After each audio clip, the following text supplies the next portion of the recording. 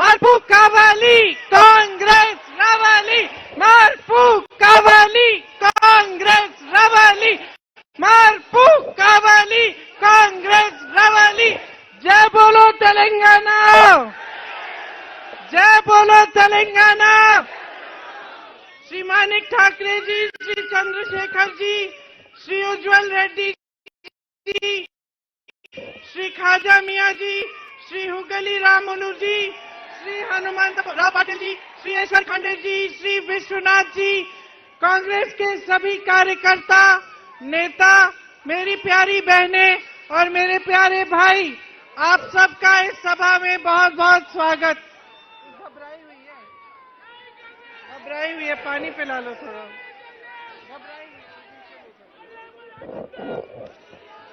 केतकी संगमेश्वर स्वामी जी की, केतकी संगमेश्वर स्वामी जी की जय, सिद्धि विनायक जी की जय। ये हजरत मुल्तानी बाबा दरगाह की जमीन है, इसे मेरा नमन। देखिए, चुनाव का समय है, कोई ट्रांसलेट कर रहा है? समझ में आता है? समझ में आता है? चुनाव का समय है और चुनाव के समय हमें सोचना पड़ता है कि वहां के 5 सालों के लिए हम क्या चाहते हैं। आपने 10 सालों से बीआरएस की सरकार देखी और मैं आपसे पूछना चाहती हूं, आपको 10 सालों की बीआरएस की सरकार ने क्या दिया? रोजगार दिया, जॉब दिया? महिला यहां पे खड़ी हुई है, मेरी बहनें इतनी सारी, आप बताओ आपके लिए क्या किया? आपको मालूम है कि महिलाओं के साथ अत्याचार सबसे ज्यादा आपके प्रदेश में हो रहा है। ये जरा पकड़ लो, पकड़ लो ये। तो महिलाओं के लिए कुछ नहीं मिला, नौजवानों को रोजगार नहीं मिला। नौजवान मेहनत करते हैं, पढ़ाई करते हैं, पेपर देते हैं भर्ती के लिए, वो पेपर भी लीक हो जाते हैं। जहां जहां आप देखते हैं भ्रष्टाचार भरा हुआ है आपके प्रदेश में, पूरा फैला हुआ है। हर स्तर पर बड़े बड़े प्रोजेक्ट्स को लेकर छोटी छोटी चीजों तक कमीशन लिया जाता है। आपको छोटे से छोटा काम कराना पड़ता है तो कमीशन की बात होती है, और बड़े बड़े प्रोजेक्ट्स में हजारों करोड़ रुपए आपके लूटे जाते हैं। तो आपको भ्रष्टाचार मिला है, आपको कमर तोड़ महंगाई मिली है।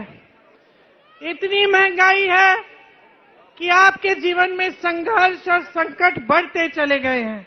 मेरी बहनें यहाँ हैं, मेरी बहनें, सारा घर आप संभालती हो, परिवार को आप संभालती हो, आप बच्चों की परवरिश को देखती हो, नौकरी होती है तो नौकरी भी करती हो। जो खेती में काम करने वाले हैं वो महिलाएं खेती में भी काम करती हैं। घर आके फिर भी आपको सब कुछ संभालना पड़ता है, और जब तक घर में परिवार के एक एक सदस्य सो नहीं जाते खा पी के, तब तक आप सो नहीं सकती, आप आराम नहीं कर सकती। सच बात है कि नहीं?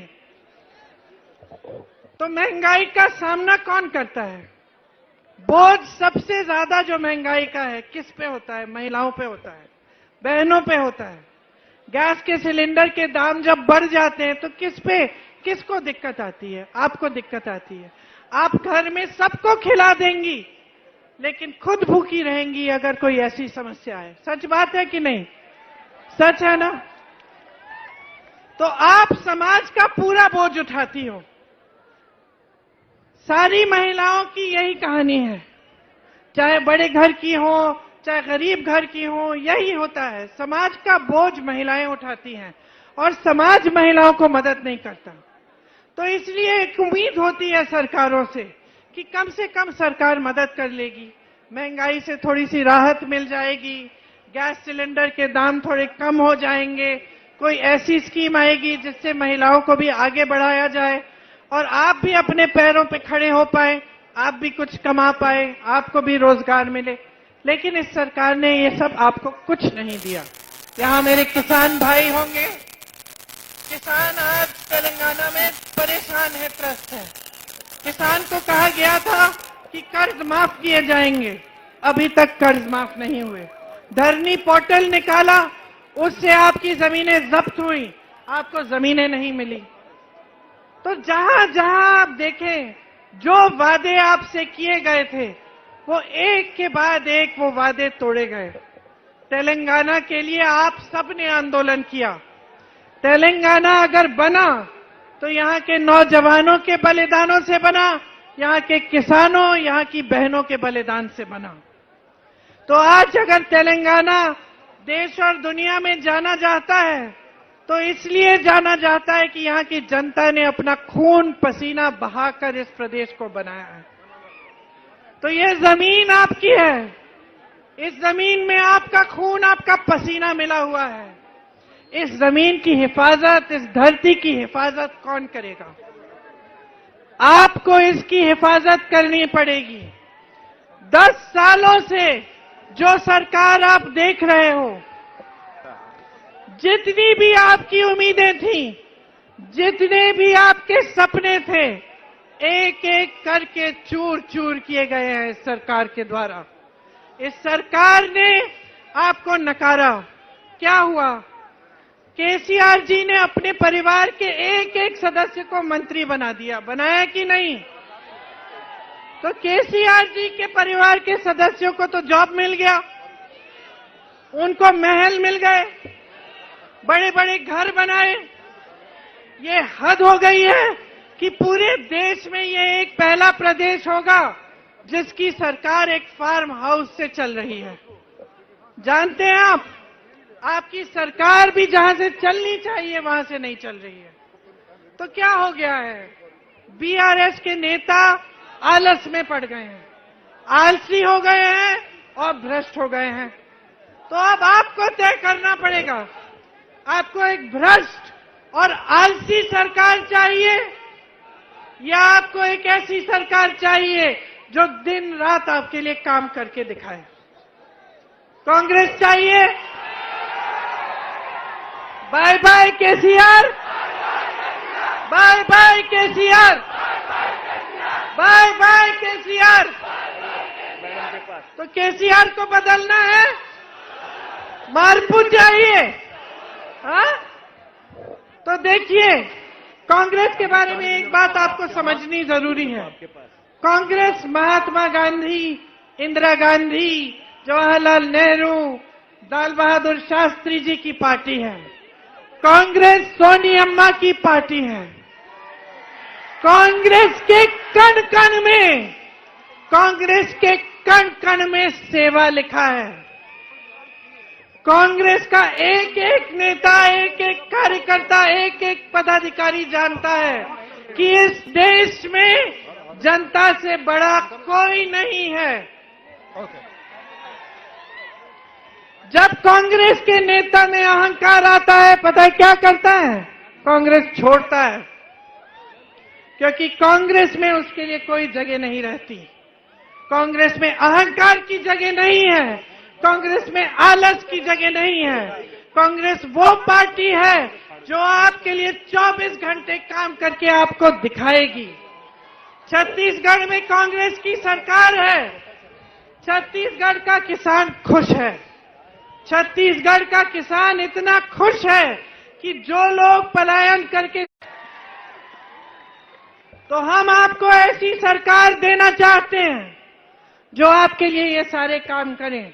जब मैं छत्तीसगढ़ जाती हूं, मैं राजस्थान जाती हूं, मैं कर्नाटका जाती हूं, तो मुझे गर्व होता है अपनी सरकार पे।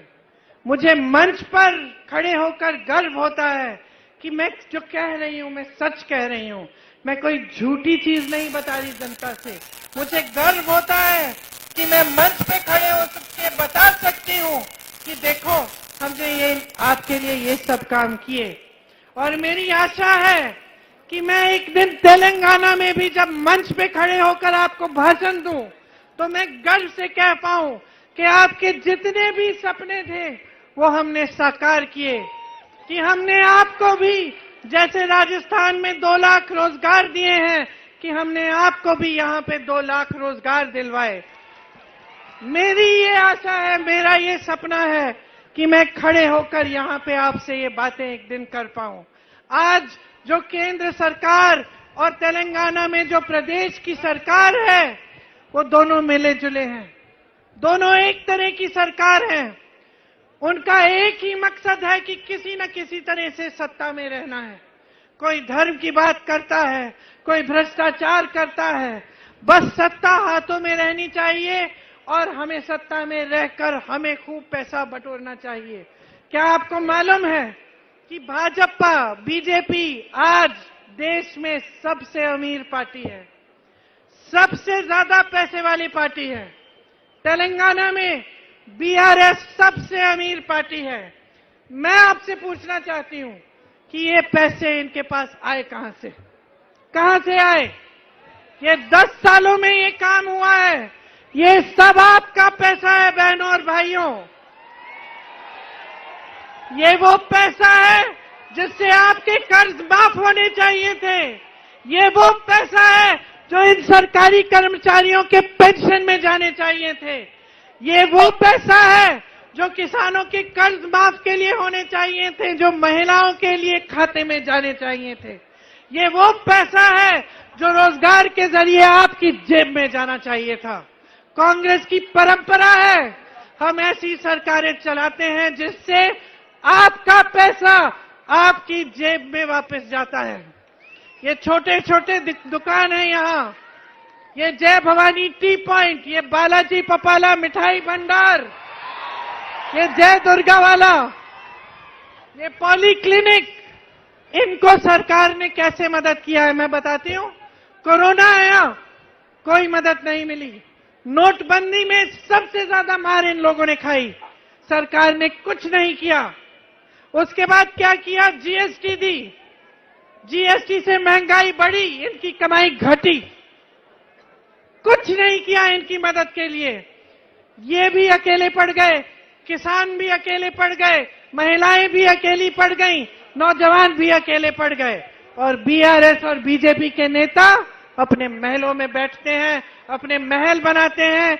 नरेंद्र मोदी जी 2 हवाई जहाज खरीदे उन्होंने, 16,000 करोड़ रुपए के 2 हवाई जहाज। सुन लीजिए, आज देश में किसान 27 रुपए कमा रहा है एक दिन में। एक दिन में देश के किसान की कमाई 27 रुपए, 27 रुपए किसान की कमाई।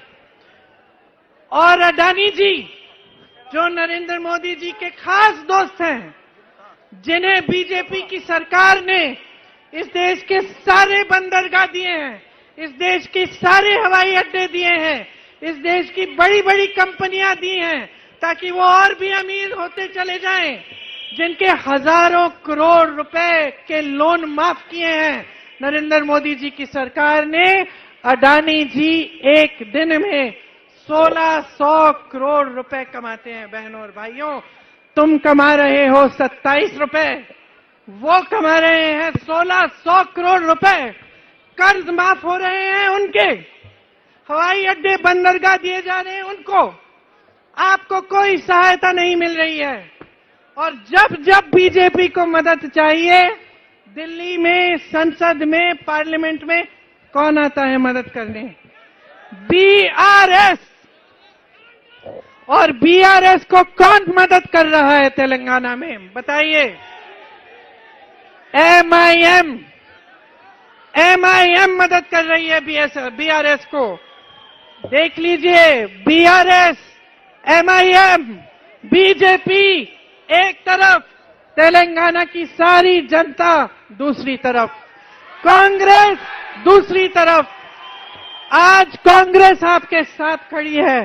बहनों और भाइयों, गलतफहमी में मत रहो। ओवैसी जी के भाषण सुनो। ओवैसी जी किस पर आक्रमण करते हैं? नहीं, केसीआर पे नहीं करते, बीजेपी पे नहीं कर रहे हैं। ओवैसी जी राहुल गांधी पे हमला करते हैं। सोचिए, राहुल गांधी वो शख्स है जो कन्याकुमारी से लेकर कश्मीर तक पैदल 4000 किलोमीटर चला। क्यों चला बहनों और भाइयों? क्यों चला? इस देश की एकता के लिए, भारत जोड़ो बोल के चला और ओवैसी जी किस पर आक्रमण करते हैं, किस पे हमला करते हैं? राहुल जी पे। तो सोच लीजिए और पूरा खेल समझ लीजिए। एमआईएम दूसरे प्रदेशों में 40-50 सीट लड़ती है, तेलंगाना में आकर 9 सीट लड़ रही है। पूछो, सवाल उठाओ, जागरूक बनो। आपके धर्म, आपके जज्बातों का इस्तेमाल हो रहा है। ये चुनाव अपने सपनों पे लड़ो, अपने विकास पे लड़ो और इस बात पे लड़ो कि जिन्होंने बलिदान दिया तेलंगाना के लिए, तेलंगाना को बनाने के लिए, उनका एक एक सपना साकार हो। इस पर लड़ो ये चुनाव, अपने लिए काम करवाओ बहनों और भाइयों। ये सारे नेता जो इस ट्रक पे खड़े हैं ना, ये आपके लिए खड़े हैं, आपने खड़ा कराया है। जो मंच पे आकर आपको बड़े बड़े भाषण देते हैं, हम सबको आपने बनाया है। आप ये वोट नहीं देते ना, तो कोई यहां पे नहीं खड़ा होता। आपने अगर सत्ता नहीं दी होती, तो केसीआर जी का ना महल होता, ना फार्म हाउस होता।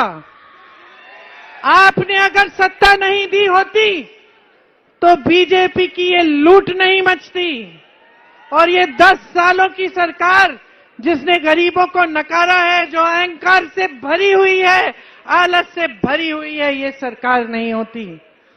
समझ लीजिए, सारा खेल आज आपके साथ कांग्रेस और कांग्रेस के नेता, कांग्रेस का एक एक कार्यकर्ता खड़ा है। आपके लिए 6 गारंटी लाए हैं हम। सुन लीजिए, महालक्ष्मी योजना, बहनों आपको 2500 रुपए आपके खाते में हर महीने मिलेंगे। गैस का सिलेंडर 500 रुपए में मिलेगा। बस की यात्रा मुफ्त में पूरे तेलंगाना में आपको मिलेगी। रायतु भरोसा, 2 लाख तक फसल का लोन माफ होगा। किसानों को सालाना आजकल 10,000 रुपए प्रति एकड़ मिलता है, हम 15,000 देंगे। खेत मजदूरों को 12,000 देंगे। Don't disturb please. धान में 500 रुपए प्रति क्विंटल बोनस मिलेगा आपको। गृह ज्योति योजना में 200 यूनिट बिजली आपको फ्री मिलेगी और 24 घंटे आपको बिजली मिलेगी। इंद्रम्मा इंड्लू स्कीम, आप घर बनाना चाहेंगे, घर के लिए आपको जमीन फ्री मिलेगी और घर बनाने के लिए आपको 5 लाख रुपए दिए जाएंगे। राज्य आरोग्यश्री योजना, राज्य आरोग्यश्री योजना, अरे मेरे भाई, मेरा गला खराब हो जाएगा चीखते चीखते, थोड़ी सी शांति रख लो।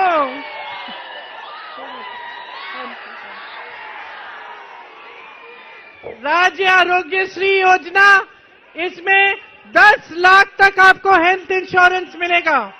मतलब 10 लाख तक आपका इलाज फ्री में होगा। बुजुर्गों के लिए 4,000 रुपए प्रति महीने आपको मिलेंगे। युवा विकासम स्कीम लाएंगे, इसमें एक विद्या भरोसा कार्ड मिलेगा युवाओं को। उस कार्ड के जरिए आपको 5 लाख तक मुफ्त का, जो मुफ्त ब्याज का लोन मिलेगा शिक्षा के लिए।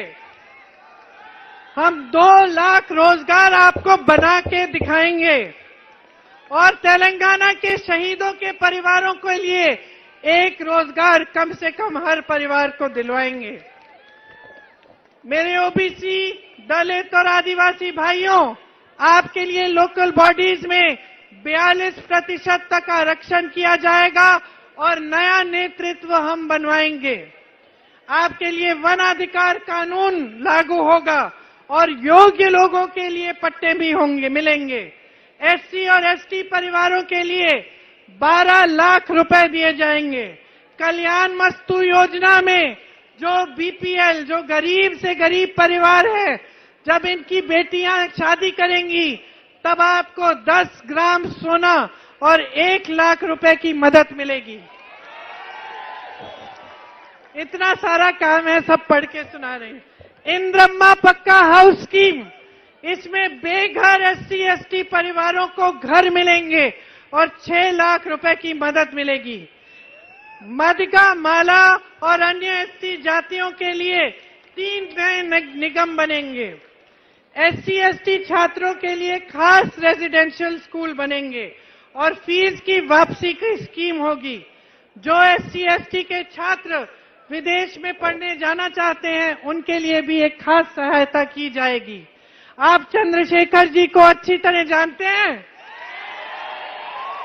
तेलंगाना के आंदोलन के लिए इन्होंने मंत्री पद से इस्तीफा दिया। आपकी सेवा करते हैं, रात दिन आपके लिए उपलब्ध रहते हैं। अच्छे, ईमानदार और सज्जन व्यक्ति हैं। इन्होंने मुझे बताया कि यहां आपकी कुछ स्थानीय समस्याएं हैं। शुगर की फैक्ट्री है,